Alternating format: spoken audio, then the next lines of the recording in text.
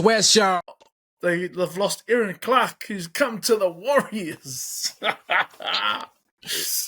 Aaron Clark, he's an interesting old prop, that guy, Aaron Clark. But firecracker, mate. Is that a good buy for the Warriors? We'll soon find out. I think so. Is he the Jazz Tavanga Speaking of the Warriors, could be.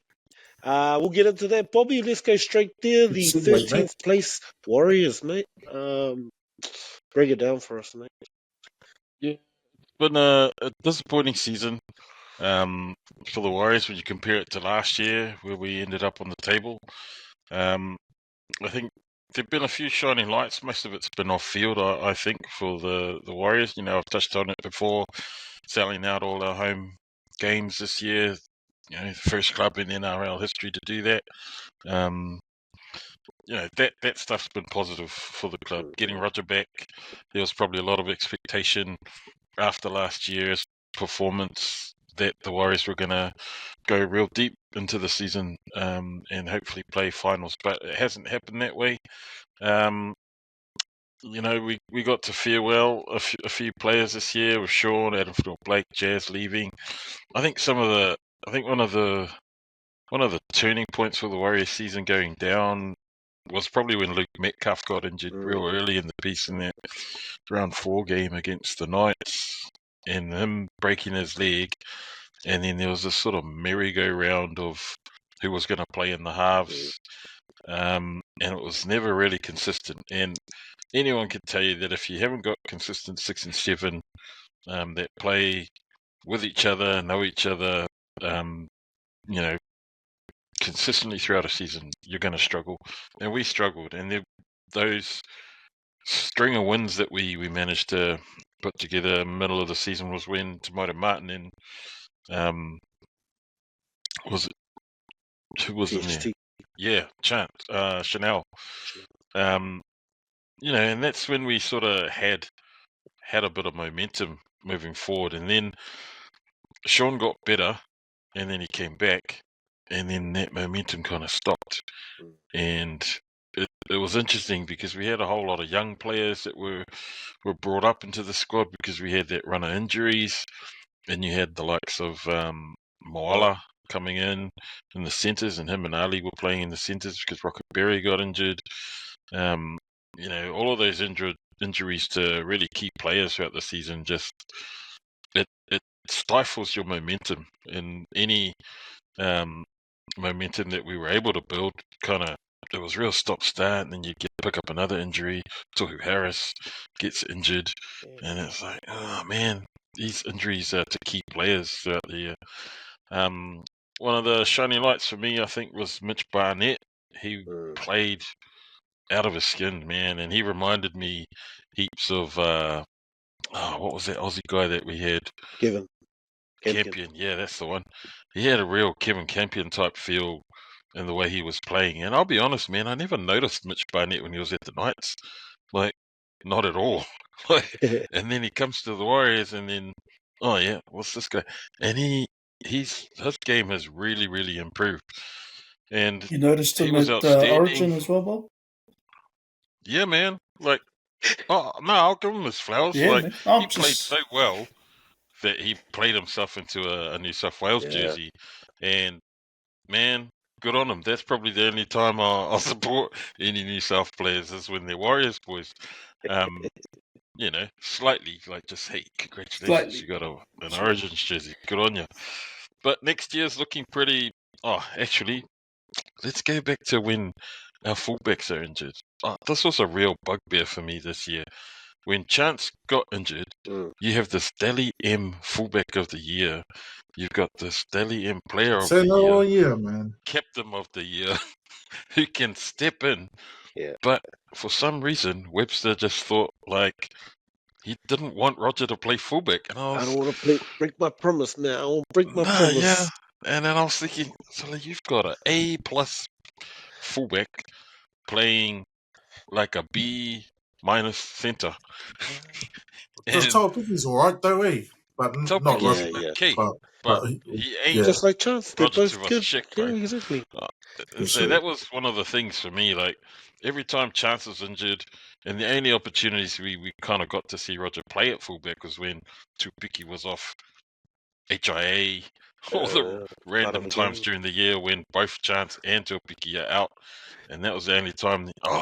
Begrudgingly put Roger back into fullback, and I was like, I just felt like we missed an opportunity there to just freaking fall on your sword and say that was a stupid idea and just put Roger back there whenever Chance was injured. Like, yeah, great, we got to blood Tupiki back there, but it was just a real, disappointing. We ended up winning 9 games, that one draw against Manly early on, 14 losses, and 9 of those losses were 6 or less points. So, there was probably fact check me on that one. It's probably 8 or 9. But it's so disappointing. Community will sort that out for you. So disappointing. So someone in the comments will sort that out. But next year's looking promising because we got some young guns. We've re-signed Mitch Barnett and Wade Egan until 27. Nice. There's some young guys coming in. Roger Tush and Aaron Clark coming back to the Warriors from Titans. He probably slots right into that Jazz Tavanga role that we lose with Jazz leaving. But the 2 names that I want to touch on that are coming, Jet Cleary, who's been signed, and a young fella named Kahu Kappa. Nice.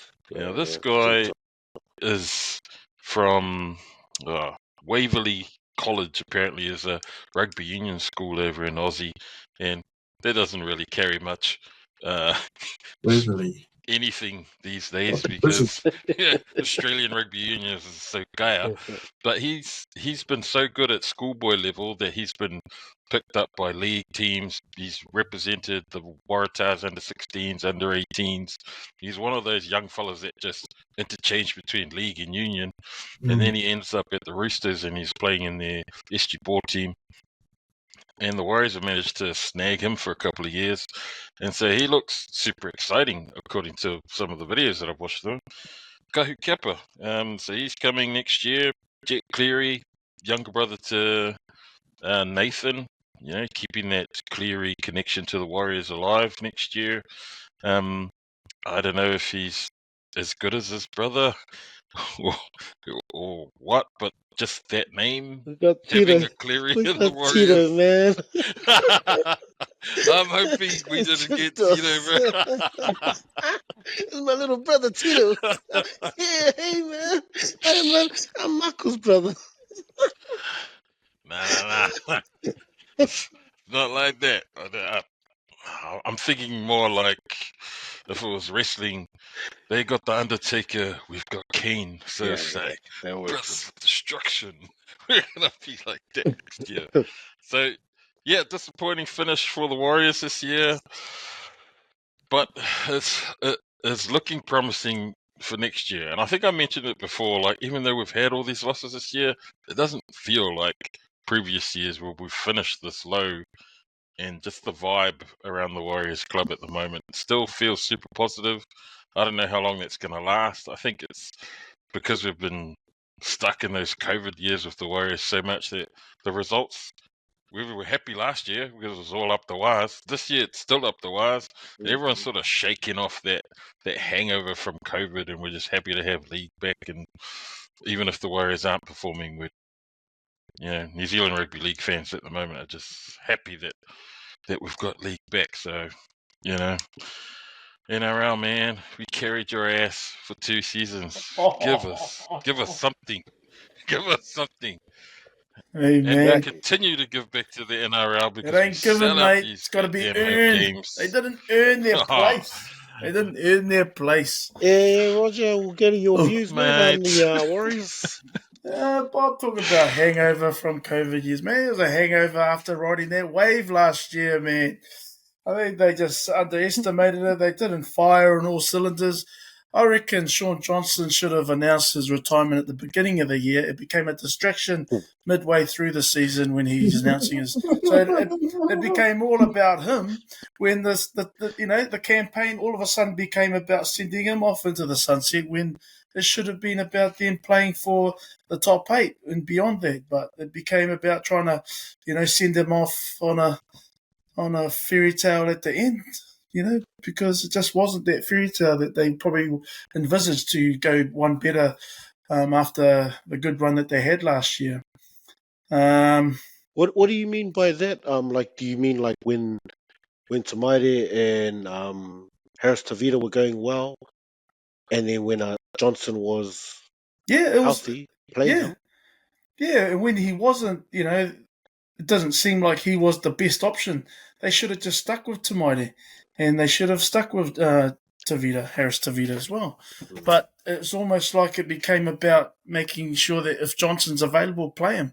And whether that was to the detriment of the team, he didn't seem like he was 100%. And yeah, we hear about a lot of stories about players, playing, with half a leg, with injuries, with niggles. But if he wasn't 100%, yet they lost. To be fair, they did lose Tohu Harris and Jackson Ford as well. But and then Johnson had his fair share of injuries throughout the year. Maybe it would have been a much better sort of campaign had they, did he know that this was going to be his last year? Did the club all of a sudden midway through the season decide we're not going to extend your contract, or did he decide halfway through the year that he was going to retire? I know sometimes you want to go off on your own terms. Was Shaun Johnson clear on that? Was the club clear on where they stood with Shaun Johnson, regardless of what the season would bring at the end of this year? But it just seemed like even that, when it was Shaun Johnson Stadium for that one night, you're also farewelling 2 other guys from the stadium. Jazz Tavanga didn't ask to get released. They didn't want to extend him, and he made noise about wanting to be a one club man, one club man, one club player. But he doesn't get a say in that. But that's professional football. But it's just unfortunate the way that they sold out all their games. But then Manly can argue, there was only one game that wasn't sold out at Manly this year. So, as much as the Warriors riding on that, half the size of our park. What are you talking about? But they can still got wider matter, and then you filled out your park. Hey man, so it's like they still got a lot of people turning up for. But that's awesome. But hopefully that's just with that packed out stadium. Obviously the Warriors have been able to get a lot of support the last couple of seasons, and this year was a reflection of what happened last year. So is that going to be the same next year? I'm hoping so, because they did provide a lot for the NRL as a whole to look at, that the Warriors fans were showing up, but at the same time. At the same time, it would leave a sour taste, I would think, in their mouth, in the Warriors fans' mouths, that they only achieved 9 wins this year, compared to that 16 wins that they had last year. All right. So do you, with this guy's one eye, do you share his views with your other one eye? On Shaun Johnson killing the Warriors season because of too focused on. I don't think he killed it, but he sure didn't perform to the levels last year, and you see the numbers match. They're just missing a bit of polish to the end of their sets, like in attacking wise. It wasn't smooth, but the forwards get them a lot of territory. They get it out of the yardage from their back three pretty good.